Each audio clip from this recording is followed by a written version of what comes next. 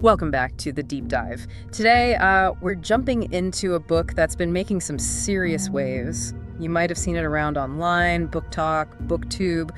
We're talking about The Ministry of Time by Kaliane Bradley. That's right. It's definitely one that's captured a lot of attention, especially through 2024 and into 2025. And, our goal here is to figure out why. What's the deal with this book? What's it really offering, insight-wise? And maybe help you, our listener, decide if it's the next story you need to experience, because there seems to be more to it than meets the eye. Oh, absolutely. I think one of the first things that jumps out from the reviews and discussions we looked at is how it mixes things up. It's not just one thing, is it? It's got sci-fi elements, sure, but also romance, and even a political thriller edge. Yeah, that combo definitely caught my attention. Sci-fi, romance, and political thriller. That's ambitious. It is, and it signals right away that you're in for something maybe a bit different, a bit complex. Okay, so let's get into the core idea then, the premise. So, picture this. There's a British government agency, secretive probably, and this agency can literally, pull people out of the past. Exactly. Pluck individuals from history and bring them into our world. The stated goal is integration. Integration. Okay, but why? What's the official line? Well, the sources mention a few things. Research is one, diplomacy is another. But then there's this kicker, or maybe control. Ooh, maybe control. That adds a layer, doesn't it? It really does. Right away, you get this undercurrent of, ethical fuzziness. Are they helping these people? Or using them? What kind of power does that imply? Yeah, that control bit is sticky. And it leads us to the main setup, right? Our narrator. Yes. She's a civil servant. Seems pretty ordinary at first. And she gets assigned to look after one of these expats from the past, Commander Graham Gore. Graham Gore. No, wait, isn't that a real historical figure? Bingo. He's the Graham Gore. Yeah. The Arctic explorer from the 1840s. Yeah. The one who vanished on the Franklin expedition. Wow. Okay, so they didn't just invent a historical fact. They took a real person. That grounds it. It absolutely does. Yeah. It anchors the whole fantastical idea in something concrete, something historical, and it immediately throws up one of the book's really big questions. What does it actually mean to be human when you're ripped out of your own time? Right. How much of you is tied to when you lived? Exactly. Imagine Gore, this 19th century guy dealing with, everything. The technology, the social norms, the sheer noise of modern life.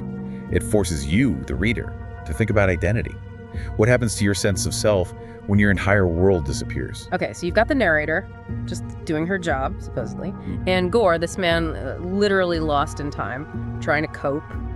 And the review says the relationship starts as just duty and assignment. Professional, but it doesn't stay that way.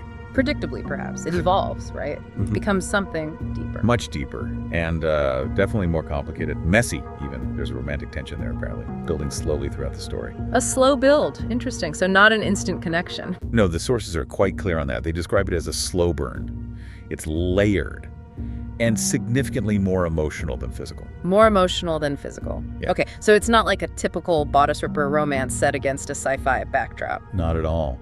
It sounds like it really digs into the internal experience, the emotional connection, the intellectual grappling.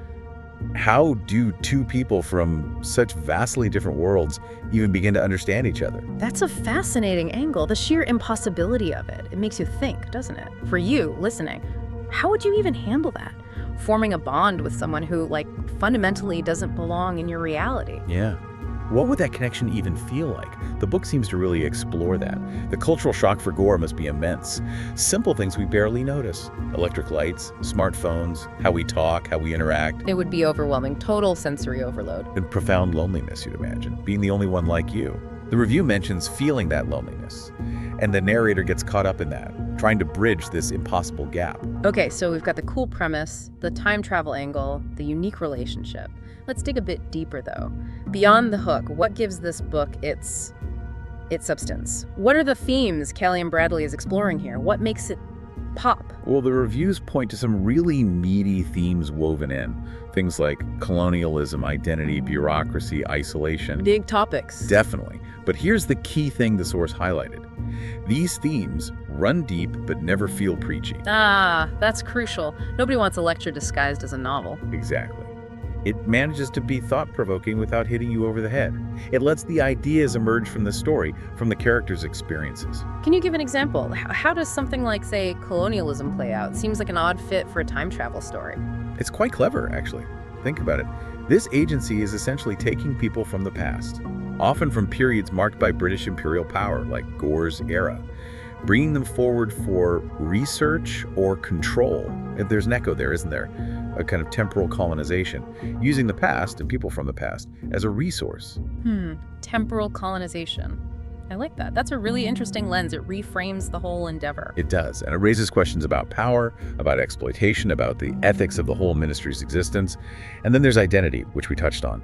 Gore's struggle is central, obviously, but also the narrator's identity shifts as she becomes involved. And bureaucracy. That sounds potentially dull. How does that work? Well, apparently it's part of the point. The ministry isn't portrayed as some sleek, futuristic operation. It's described as feeling quite mundane, like any government office. And that contrast, the sheer banality of the bureaucratic machine managing this incredible, ethically fraught power, that's chilling in its own way. It shows how systems can normalize the extraordinary, maybe even the unethical. The banality of temporal bureaucracy. Okay, I see the unsettling power in that. And isolation. It permeates everything. Gore's obvious isolation, being unstuck in time, but also the narrator's isolation. She holds this massive secret, shares this unique, intense bond with Gore that no one else can understand. It isolates her too. So the book really aims for that emotional gut punch. The review said readers will feel the loneliness and question the ethics. That really makes you pause, doesn't it? You, listening, how do you balance the coolness of the concept with that very real human cost? It adds this whole moral dimension. Definitely. And that depth, that emotional weight, is carried by what the review calls Kaliane Bradley's deep literary style. There's this interesting comparison made. It feels like Sally Rooney meets Station 11. Whoa! Sally Rooney meets Station 11. That's quite a combination.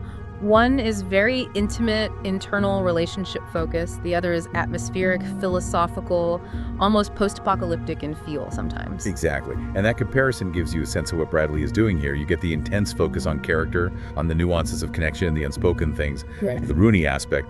But then you also have this broader, slightly melancholic atmosphere, the exploration of big ideas about time and humanity that feels more akin to Station 11. So it's marrying that intimate character study with a more speculative, atmospheric canvas. Precisely.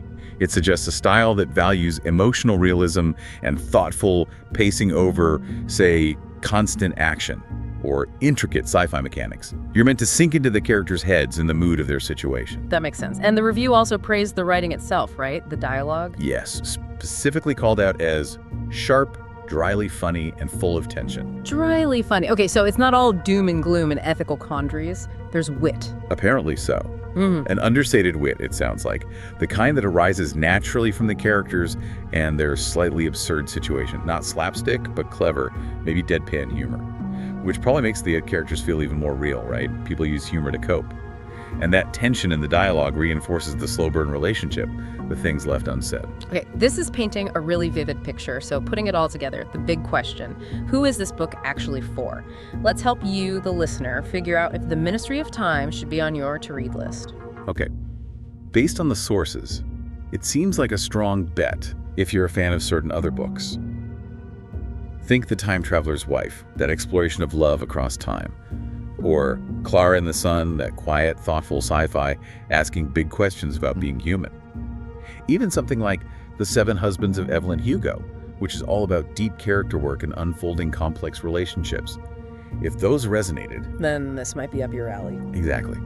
And more generally, it's for readers who like their sci-fi slow, thoughtful, with plenty of heart and maybe a little melancholy. People who prioritize character and theme over plot pyrotechnics. Right. And on the flip side, who might not click with it? Well, if you're primarily looking for fast action, lots of explosions or chases, probably not this one. Or if you need really heavy world-building, intricate details about the time travel tech or the ministry's structure, it might feel a bit light on that. And going back to the romance, if you want something steamy or very physically driven, this sounds much more internal and emotional. So the review suggests it might feel too quiet or too literary for some tastes, which isn't a bad thing, just a different flavor. Precisely. It knows what kind of book it is, and the overall verdict reflects that. The source calls it intelligent, original, and quietly devastating. Quietly devastating. That phrase really sticks. It does. It captures that blend of intellectual depths and emotional impact. And for what it's worth, it got a 4.5 out of 5 stars rating in the review we saw. So clearly hitting the mark for many readers. So wrapping this up, The Ministry of Time sounds like the kind of book that doesn't just entertain you for a few hours, but actually stays with you. It lingers. Not because of some shocking twist necessarily, but because of that emotional depth, those questions. It makes you ask yourself about time, connection, what it means to be human. Yeah, and there was a great line in the source material about that. Something like, in a world of noisy books, this one whispers, and somehow that makes it louder. Oh, I like that. That's powerful. The quiet impact. It really speaks to the idea that subtlety and introspection can sometimes resonate more deeply than constant noise. Absolutely. So, for you listening, if you're drawn to stories that explore identity, that wrestle with ethics in a nuanced way, that find meaning in the quiet spaces between people, even across time, then maybe this book, described as different, meaningful, and a little bit magical, is exactly what you're looking for next. Makes you wonder, doesn't it? How often the most profound things are found not in the shout, but in the whisper. Something to think about.